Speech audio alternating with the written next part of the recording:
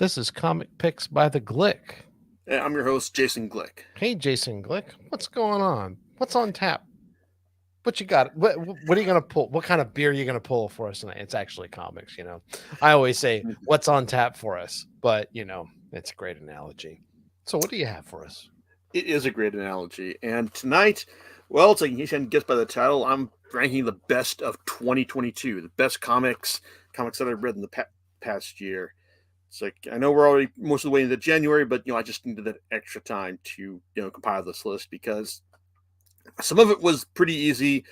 Others, it's like I'm still kind of like wondering, did I do the right thing, for this for this list. But it's like I've got my thoughts on the best, the worst, and the honorable mentions. Honorable mentions, which of course are going first, and just throw those out there. I want to give like shout outs to the Night Eaters, which was a great start for a new series from the creators of Monstrous, Marjorie Liu and Sana Takeda. So I'm looking forward to seeing what they do next with the series, and also hopefully recording a new podcast with Christine for Volume 2 next year. Also, Daisy by Colin Lorimer from Dark Horse, which like it was a crazy series about like a mother looking for her lost daughter, her lost son, and running straight into the horrors of the Book of Enoch, the book of the Bible we don't talk about like in polite company. That if nothing else, stands as a great example of how to write solicitation text that gets me involved in like wanting to see what is this series going to be about. Daisy may not have like lived up to that potential, but it's kind of like something I'd like to see like creators take note of in terms of like hey, this is how you get people invested just when you're writing text about a series rather than showing off any art or script. Then there's Die Dark from Q Hayashida, creator of Dorohedoro, who delivered this new series about it's like about a boy who's being hunted by everyone in space because they believe that his bones can like be their key towards wish, like the kind of wishes they have their wishes granted forever. While it's definitely entertaining in a it's like in a like it's like in a fun science fiction it's like fantasy type way, in that like it's fun seeing like all the kind of craziness that that the creator can like display in this series. It also doesn't quite have like the sense of like direction that I was hoping for, like for the series. Like 5 volumes in, or is it 4? I can't remember. And it's still kind of like coasting on charm and just like general and the general kind of weirdness the series can conjure up at the drop of a hat. So it's not great, but it's like, as I said in one of my reviews, it's a very likable, probably the most likable underachiever series that I'm reading right now. Also, there's No One Left to Fight Volume 2, another series that came back for the second volume after over a year or so off, that Myron and I really liked. But in terms of like series that took a while off to come back with a volume that basically reminds you like how good it was and how much you liked it. Well, it's really only second best on this list, and I'll get back to that later. Then you've got the Kurosagi Corpse Delivery Service Omnibus Volume 5, which I'm just going to put on here just to the fact that I'm glad it actually exists. Because after COVID preempted its original March of 2020 release date, I'm glad that Dark Horse finally was able to release this. And even if like Volume 15 was just kind of like only as good as previous volumes, it was still sort of a good reminder of what I enjoy about this series, and that's just its enjoyable weirdness. It's something I wish we had more of here, and also just Carl Horn just delivering the kind of English localization that I kind of wish like all like mon- all manga translations would indulge in. Volume 6, he does mention that Volume 6 is in the works, but uh, I'm also gonna say I'm gonna have to believe it when I see it, which hopefully will be sometime later next year. And then there's What Did You Eat Yesterday, which is Fumi Yoshinaga's ongoing series about two gay guys. It's like and the food they eat yesterday, like while going on with their daily lives. While this series has been consistently good from the get go, it's like this is the first year that I realized that, oh my god, like it's 18 volumes in, and this series has actually been like progressing in real time, since since that happened, because it's main we this volume has like its main characters dealing with like mortality, like with Shiro.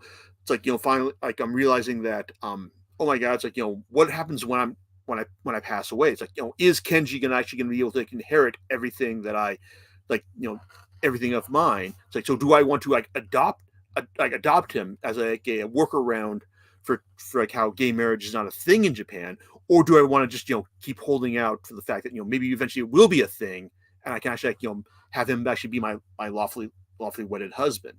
So this is stuff that like I was not expecting to read about over the course of the series, and so on one hand this was kind of like it's like kind of game changer for the series. As for why it's not in the top 10, well, let's just say that Fumi Yoshinaga delivered something that was even better. Something that basically just had me think that maybe this is like the best thing I've read all year.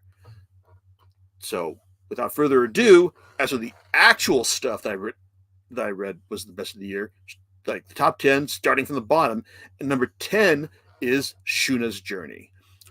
It's the now Hayao Miyazaki's reputation as the greatest living director of animation is pretty well established at this point. I mean, it's like the guy could just like not direct another film after this as of right now, but he's currently working on his next film, How Do You Live? It's like as we speak. That being said, he's also delivered what I consider to be the greatest comic book of all time, Nausicaa, The Valley of Wind. Now, like if he had just never done anything else besides that, that'd be fine, because like how do you follow up something like Nausicaa? I mean, just ask Mamoru Oshii, or you can try have a seance and ask Satoshi Kon about this when they tried to follow up Nausicaa in the pages of Animage with Seraphim, and it did not go well. But Shuna's Journey was a picture book series that he started around the same time of Nausicaa, and basically told the story of a prince from a poor kingdom trying to leaving his kingdom to try and find like this grain that would hopefully like bring prosperity to it. Things do not go well for him, but at the same time you can see a lot of the stuff that would influence like Miyazaki's film works is like like a strong female characters and the fantasy aesthetic that would influence Nausicaa. It's not a series that offers like a lot of surprises. Or sorry, it's not a volume that offers a lot of surprises or like like shocking plot twists, but it's just like an example of like it's like a creator just like telling a story that does not take a single false step over the course of its run. And also it's on this list at number 10 simply because like I bought more copies of this like during the holiday season as gifts for friends, like because not only did I give one to John, but I also gave one to my younger niece and the daughter of like some mutual friends as well. So there you go. Number 9 is the best new image series I read last year, and that was What's the Furthest Place from Here by Matthew Rosenberg and Tyler Boss. It's basically a post-apocalyptic story where all that's left in this world are kids, teenagers, and they're just, like as foul-mouthed, as unruly as you'd expect. And then also just, they're also furthering the tribalistic mentality that, that our current society knows and loves. But, it also first focuses on one group where, one of their members, like a pregnant girl, goes missing, and then they try and find out just, what the hell happened to her. One of the things about this first volume is that it had extra-sized issues over the course of its run, and while some series have tried that, like specifically Pablo Raimondi's Sacred Creatures, that was just kind of like a chance to just make things like longer and more drawn out, more boring. However, Rosenberg and Boss create this lovably entertaining like a teenage world that's just like actually kind of like endearing, like just because of how the kids are just like thoroughly foul mouthed and just like running by their own, trying to like find out how things in this world work by their own rules and logic.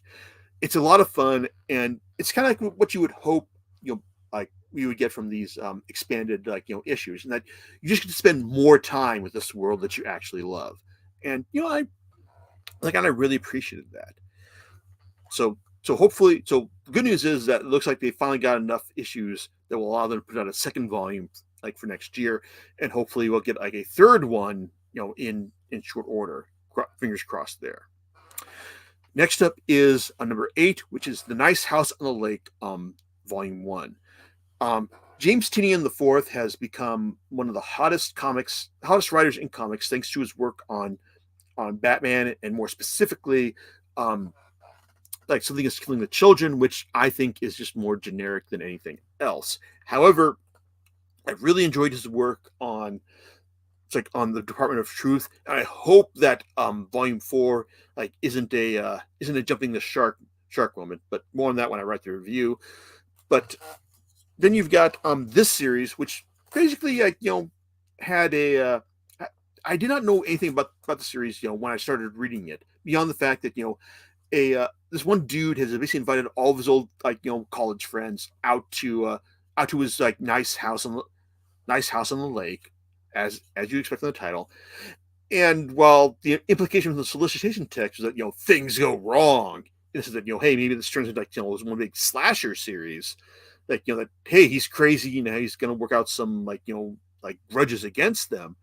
Well, actually reading the first volume, and it's like, oh wow, I did not expect that. I did not see this coming, from where he's going. It's just it was just a real left turn from my expectations, that I really had to respect, what Tynion was doing here. And also, this is a great example of how the style works, in the sense that, Tynion, doesn't quite deal in progressively weird, twists, but more in grounding your expectations, in relatable character experiences and all. And I think that actually works really well here. Now, it could mean that the second volume just kind of plays out in a fairly pedestrian fashion, but this first volume, I really enjoyed. And just the fact that I really as I grow older, I really appreciate stuff that was really able to upend my expectations more than anything else. Bonus points that they can stick the landing, which it's is a good way of talking about our next series, A Righteous Thirst for Vengeance by Rick Remender and Andre Lima Araujo. Now, I know that last year I said that I was really looking forward to the end of Remender and Wes Craig's Deadly Class, and while I enjoyed the follow up to the finale to that series, I think that this one was a better example of what I hope to see from Remender going forward. Because while the dude has always been delivered some entertaining dialogue, interesting characterizations, and rock solid action, it's some of his social commentary can be overwritten, or go way over the line into sanctimony at times. A Righteous Thirst for Vengeance, the story of a insurance actuary who stumbles upon a dark web assassination plot by the rich to just take out some a family who was causing one of their members trouble. It's basically is a very spare, minimalist story, in that Remender does his best to dial back all of his his noted verbosity in the series, that if you've read Deadly Class, or or Black Science, or Death or Glory, or any of his other titles, it's he can be kind of overwritten in a way that I tend to find more entertaining than not. But Righteous Thirst for Vengeance is where he just dials all that back and just tries to just do a better job of showing you and not telling you, especially courtesy of Araujo's art, who was just spot on over the course of the series. It's a great example of how a creator can show you that they're still capable of new tricks even after all this time. And it's also reaffirms my faith in that Remender is someone who I still want to keep following his series. It's whatever he's got planned for us next.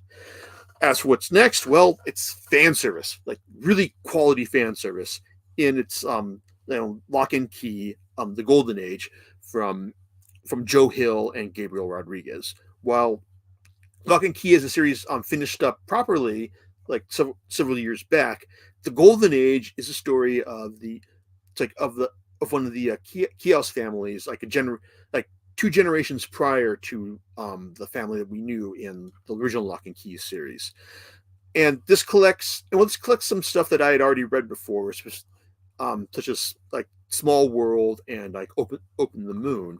It also talks about collects the miniseries In Pale Battalions Go, which basically answers the question, why don't the members of the Key House family use their key the powers of the keys for to make the world a better place? The answer is because they probably fuck it up immensely, and that's what we get here in this initial story. That is a awful tragedy as you see the deaths of one of the members of this family, and also how one of them winds up consigned to hell for daring to try and use the keys for to make a better place and ruin things badly.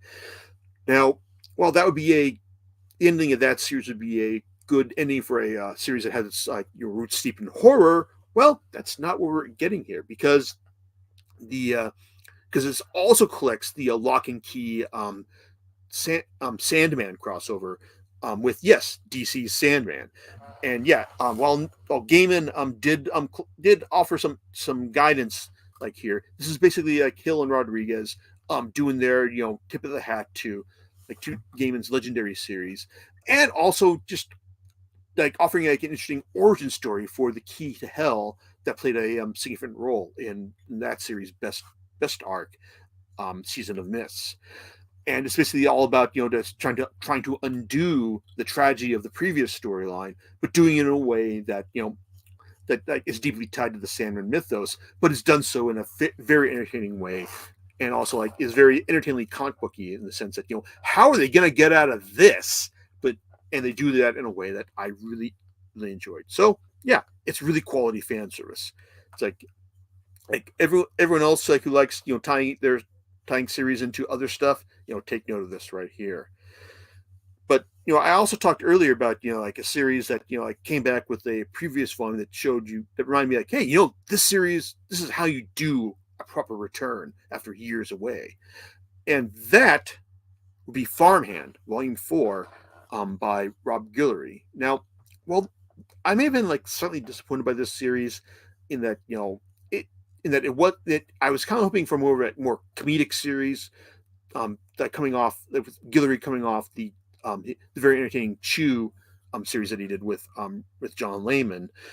This one turned out to be like have a lot more serious and also more steeped in horror than I was expecting, and while Volume 3 was an interesting game changer in the sense that that its main antagonist took control of the seed, the stem cell seed that was able to grow like organs and whatever you wanted it to. It's like, and bend it to her will. Well, she basically still needed the help of the Jedediah family in order to make it work.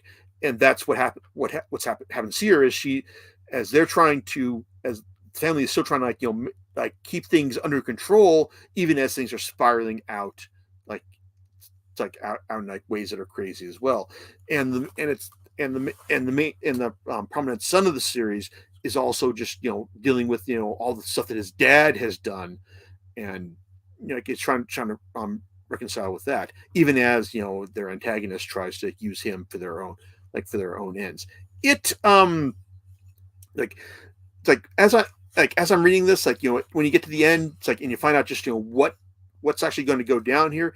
It offers some really good twists and solid developments to the point where Guillory has said that he wants this to be a 6-volume series, and so he's 2/3 of the way here, and it's now I really really want to see him get these final 2 volumes out, or if he can just cram them all into one more volume.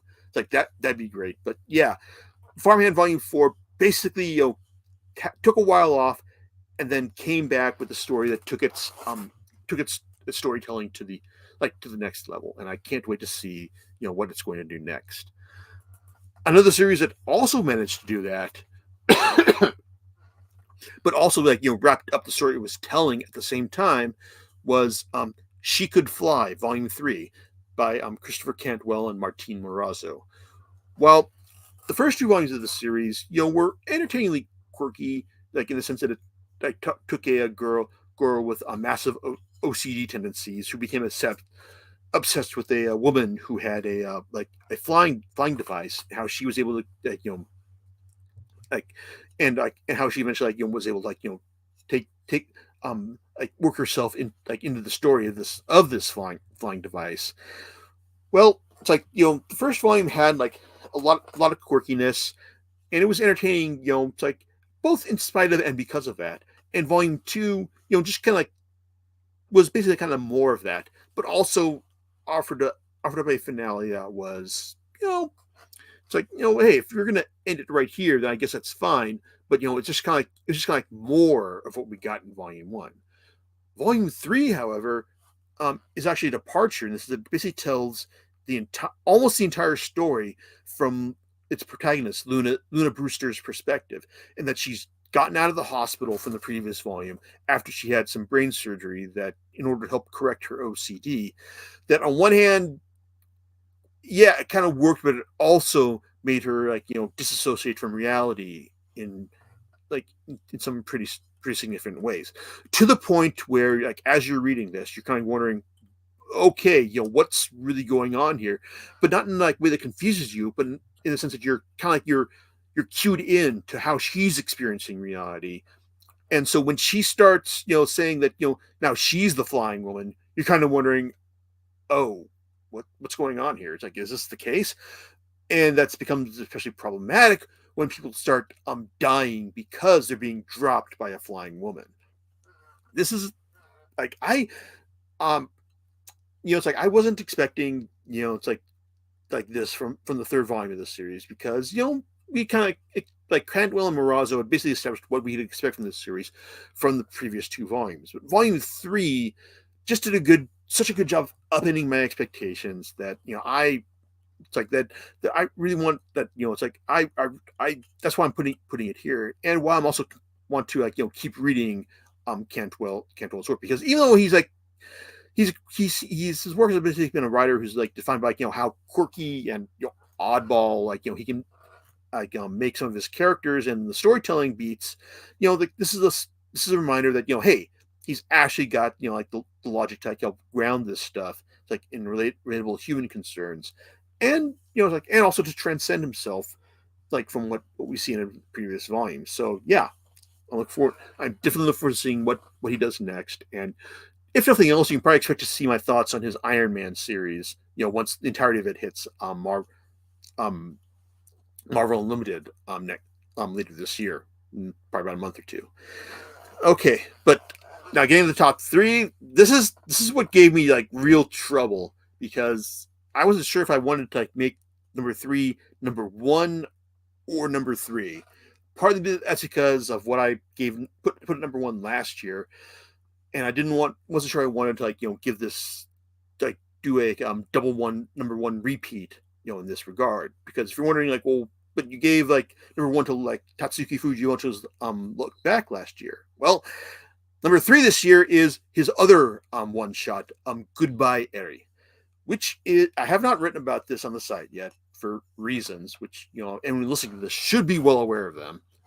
But hey, we're working on this, and we're gonna get this we're gonna get the reviews back very very soon, almost hopefully immediately. We'll see about that. But Goodbye Eri is a story of a boy who initially we're told was just basically given a a camera, a video camera or a phone with a camera attachment to basically record the last days of his mom's life. And it's well, that seems really heavy stuff to begin with. It's it's initially presented in as about realistic as way you expect, as this kid tries to say show like shows his mother and like and her like and her life as things are going down.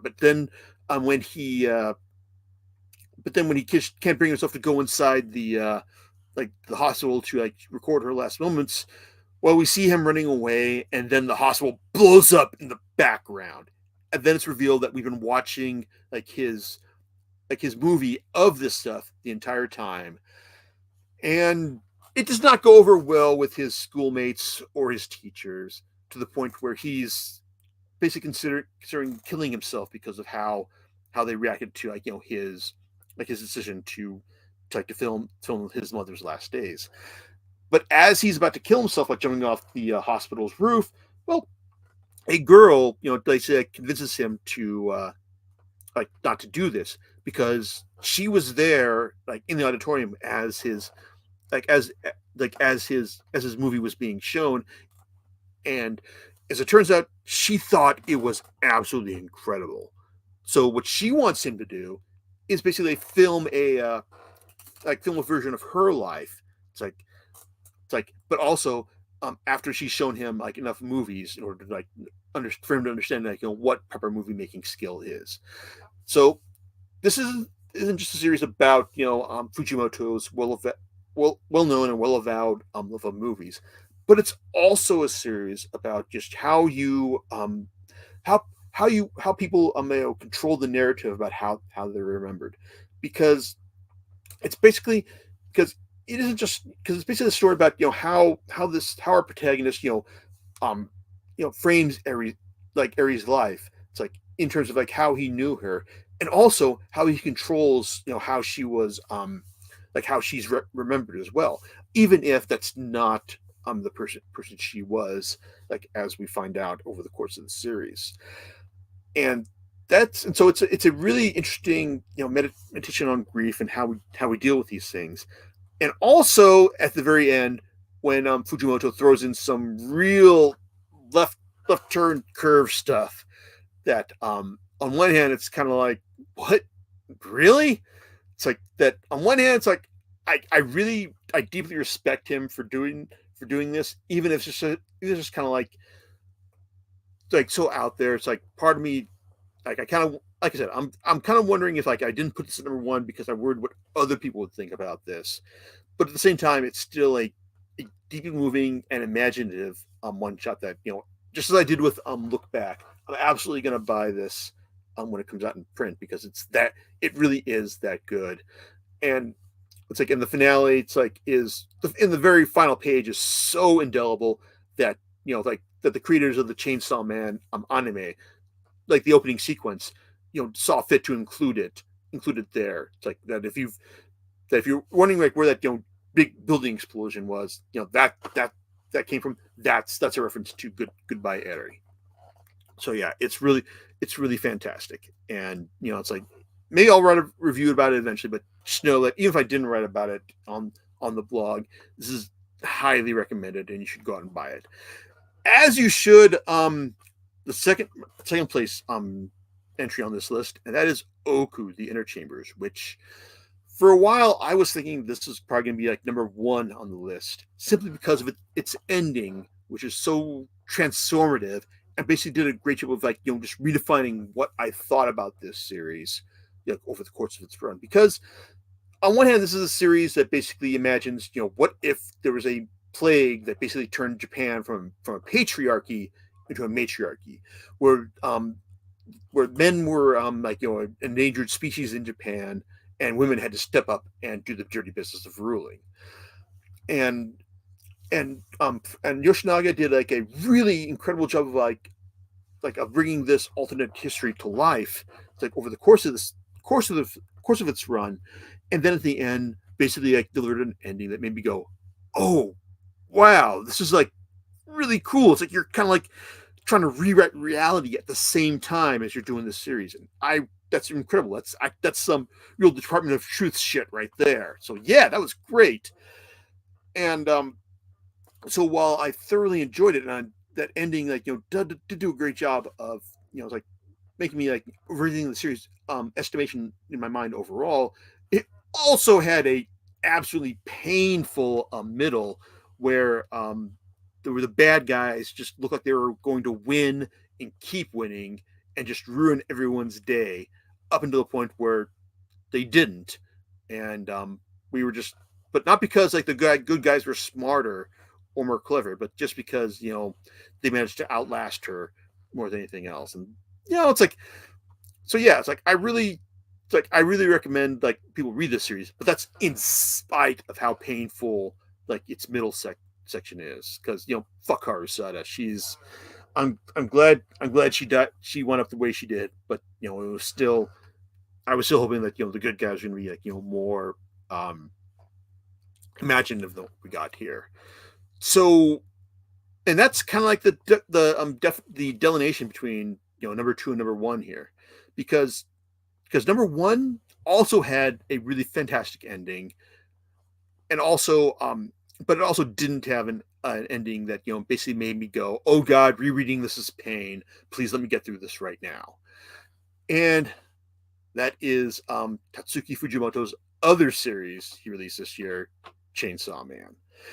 Because, well, I talked earlier about how much I love this series with Steve, and by God, the ending of the what's now known as the public safety arc was genuinely fantastic. I mean, I was kind of worried that maybe he had used up all his tricks at the end of Volume 10, but nope, he hadn't. And Volume 11 just delivered a really great finale to that arc. It basically shows you that yes, like Fujimoto, like sure he loves himself in cannibalism. My God, the man can like use this in like really that kind of thing in really interesting ways. And you know what? If the series had ended right there, I guess like I'd be fine with that. Because I think it was a really solid ending, and and that was about it. But that's not what happened this year, because he started up the next arc, which is the high school arc, and by God, you have to admire the balls on this man, because he didn't just start this up with oh, it's Denji and he's in high school and things are wacky now because he's Chainsaw Man, but he has to protect his identity from everyone else. Wink.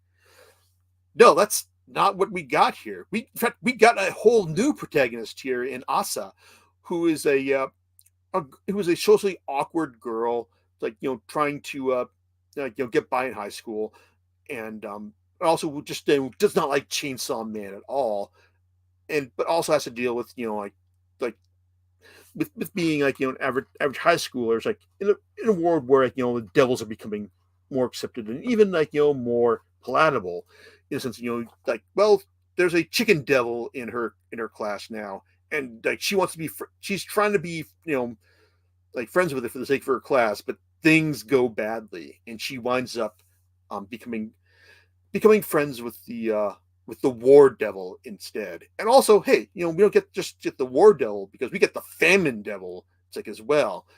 And basically Asa is trying to like manage her life. It's like as she's like becoming more entangled with this world of devils, but also because she's got it in for a Chainsaw Man. It's like, and she uses him as like like kind of like that like the kind of person who's like more like responsible for like all the ills of the world. And it's not that Denji has been completely forgotten in this series, because he's in high school now, and he's still continuing his money grubbing, girl hungry ways.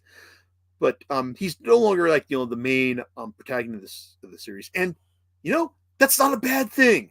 In fact, like seeing how Asa has ascended to like main protagonist of this, being main character of this, like of this new series, it's like it actually works really well. And seeing how she interacts with Denji is really fun as well. In fact, like as I speak, it's like her whole Denji spinal cord sword bit has just stuck in my head like in a really memorable fashion, especially like when when now she tried that and it didn't work, and now she's gonna like go over to Denji's house, and Denji's kind of like, yeah, you can come to my house, but you've got to obey the rules, which I'm sure include don't feed the control devil after midnight.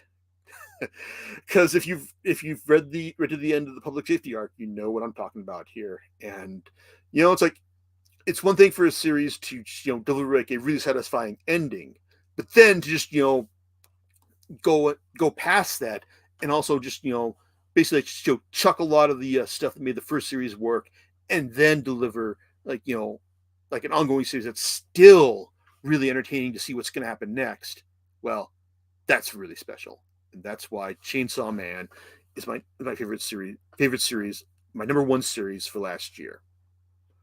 So, but as far as like the worst stuff goes, well, oh man, what do we got here? It's like we got Checkmate, which is what Brian Michael Bendis and Alex believes, one of the last series they did for DC. And while I'm still waiting on the softcover edition of Bendis's Justice League and Legion of Superheroes, it's deeply kind of a miss, and just kind of like, and even though it's like it's better than their Event Leviathan series, it's just kind of looking back on it, it just kind of feels like like Bendis's DC run just kind of underwhelmed compared to all the stuff he did at Marvel. I mean, he wrote a lot of stuff for DC in a relatively short period of time, but most of it was like was just good ideas rather than just overall good stories. And Checkmate really kind of exemplifies that.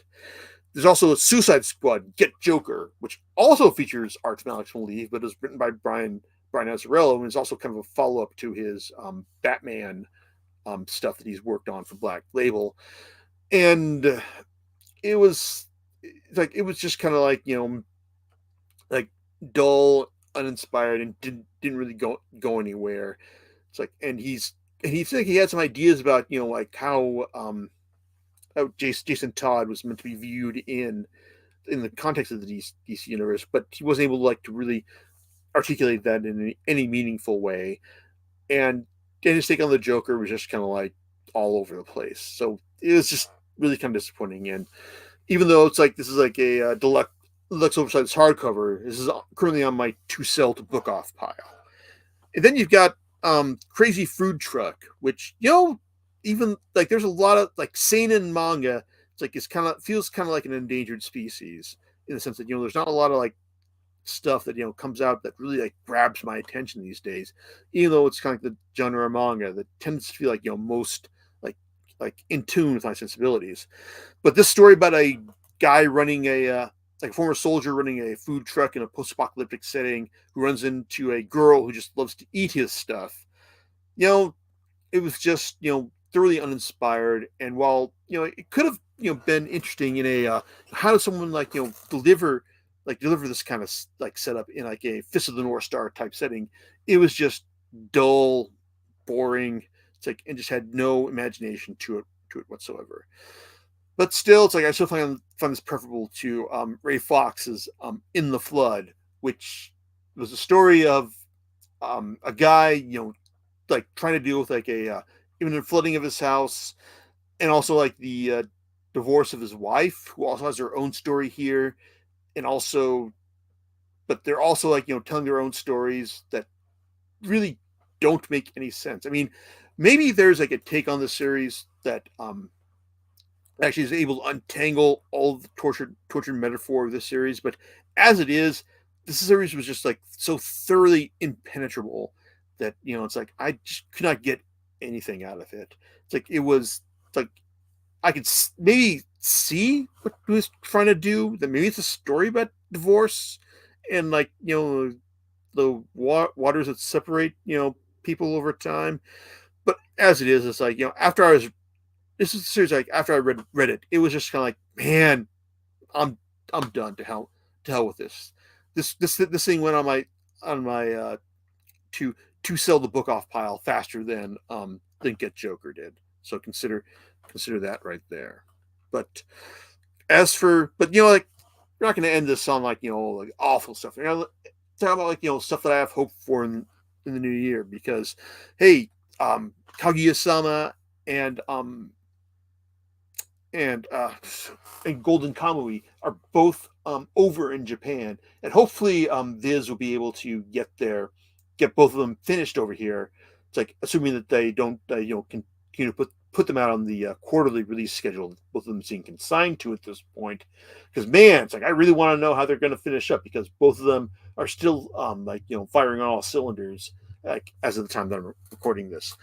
Also, we've got like the Kieran Gillen's it's like Judgment Day, his Avengers Eternals X-Men series that I've event series that I've heard good things about, and it's also going to serve as the wrap up to his time on Eternals, which I've enjoyed, and was also kind of disappointed that it's like that it's going to end the way it is right here. It's like, and also, yeah, as I mentioned earlier, it's like hopefully we'll get another omnibus of the Crusader Corpse delivery service, because they said they're working on it, and we'll see how that goes. And hopefully it's like we'll get more good news about Comixology, because man, it sucks to hear that Amazon is just dismantling the whole the digital comic service that I and so many other people had invested so much in. I mean, obviously it's just going to basically they're just going to transition everything over to their Kindle Reader type format, but at the same time it's like I really enjoyed Comixology's app and reading things there and the deals they offered so often. So Amazon, it's like, get your act together. It's like I want to hear nothing but good things from you next year, or better still, that everyone they laid off from Comixology teams up with the former owners, and they're able to deliver a brand new digital comic service that doesn't sell out to Amazon in the end. So there you go. And so yeah, it's like I've got hopes for next year, and hopefully we'll see them. Hopefully we'll see them all filled in. But at the same time, I have no doubt that it will be just as hard to pick out a list of top 10 books next year. It's like as it was this year. It's like in the end. Cool. Well, well, we'll see. Maybe there'll be a surge in new content. You never know, right? Indeed, yeah, All right. definitely think that'll happen. All right. Awesome. Do you know what you're going to be talking about next time? Oh man, it's like I think I've got plans. It's like I've got I know I've got my the final volume of Miles Morales by Saladin Ahmed to talk about.